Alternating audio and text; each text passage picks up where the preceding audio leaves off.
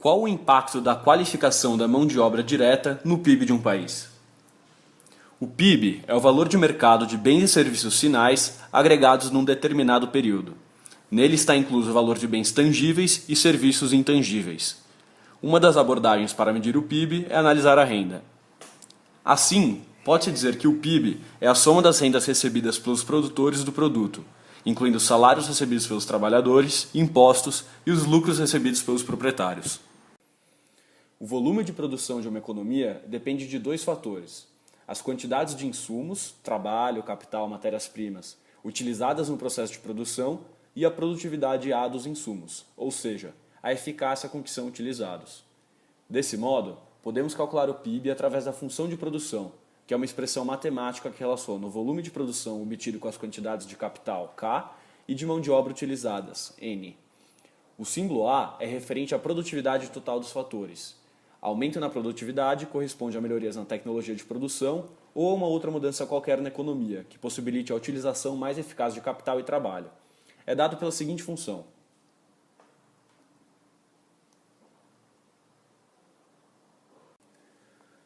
Para entender a importância da tecnologia no produto, considere dois grupos de pescadores. O grupo 1 pesca com rede. O grupo despendeu seu tempo estudando uma melhor forma de pescar e, desse modo, desenvolveu a rede e aprendeu a utilizá-la. Já o grupo 2 pesca com vara de pescar e não colocou esforços ativos para gerar uma tecnologia que auxiliasse na pesca. Como resultado do desenvolvimento da tecnologia, o produto per capita do grupo 1 aumentou significativamente, gerando mais renda. No agregado, este grupo passou a contribuir mais para o PIB do país. Ainda neste grupo, a produção individual média de peixes por dia é de 20 peixes, sendo cada peixe vendido por R$10. Desse modo, o PIB per capita do grupo 1 é de R$200 por dia. Já o grupo 2 apresentava produção individual média de 4 peixes por dia, sendo cada peixe vendido também por R$10. Assim, o PIB per capita do grupo 2 é de R$40 por dia. Note como tanto o produto quanto a renda no grupo 2 é mais baixo, gerando assim um menor PIB. Agora suponha um caso hipotético em que o Brasil deixa de investir em educação e desenvolvimento de tecnologia interna. Levando em consideração que só seria rentável às empresas contratar novos funcionários enquanto o salário real fosse menor que o produto marginal do trabalho, haveria um momento em que não seria mais rentável expandir a produção. Isto pode ser mostrado pelo gráfico. Esse gráfico demonstra que, se o salário fosse pago em produtos, que é o salário real, as empresas só aceitariam contratar mais pessoas se o número de produtos adicionais produzidos por cada pessoa contratada fosse acima do número de produtos que essa pessoa reivindicaria de salário. Neste caso, o N representa o número de pessoas empregadas quando o salário real e produto marginal do trabalho se igualam. Entretanto, as empresas e a economia precisariam de novos meios para continuar crescendo. Levando em consideração que o país parou de investir em educação e, desse modo, teria pouca mão de obra qualificada, não poderia desenvolver tecnologia de forma rentável para melhorar sua produtividade. Assim, não poderia melhorar sua função de produção por trabalhador, nem gerar novos empregos, e, consequentemente, seria difícil melhorar o PIB do país.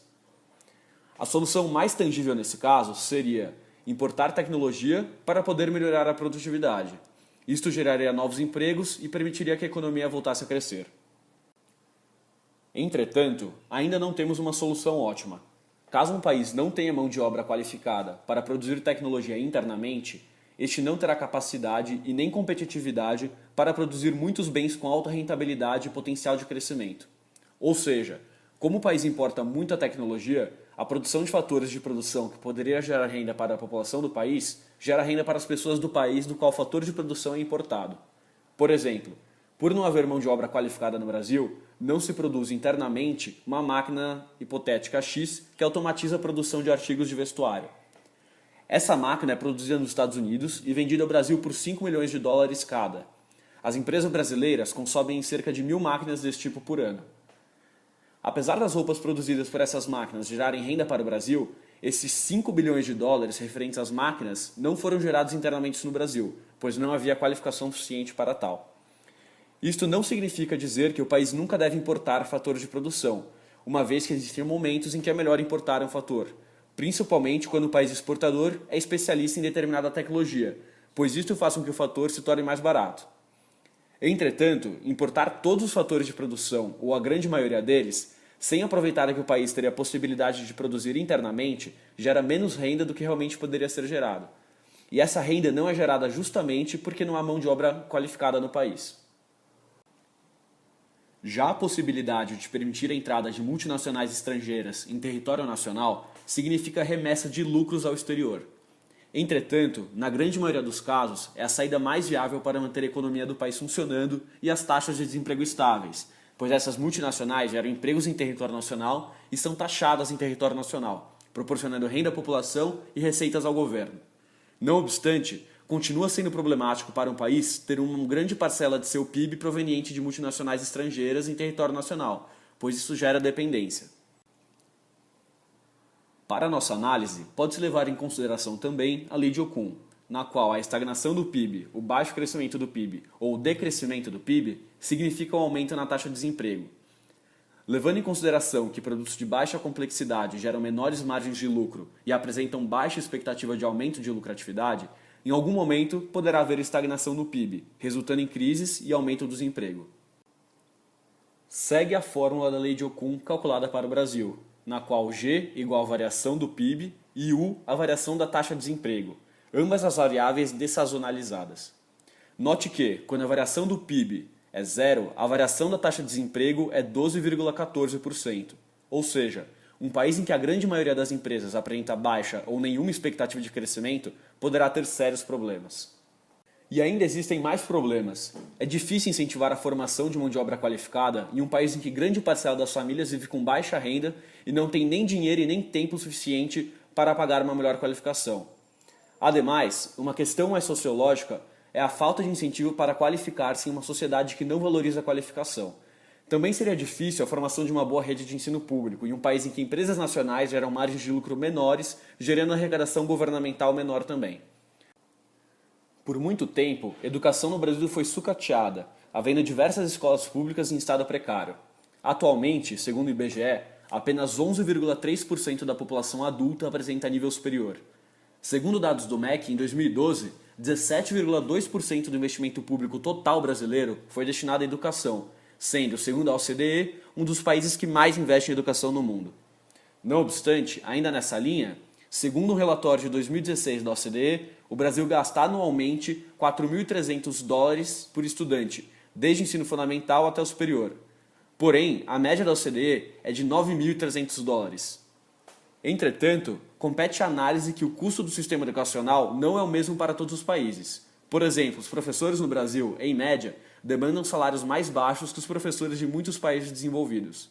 Logo, também há um grande problema de má gestão do ensino público. O caso hipotético analisado, de certa forma, pode até ser entendido como um caso real no Brasil. Um adendo é que o dinheiro investido em educação no Brasil também é mal gerenciado.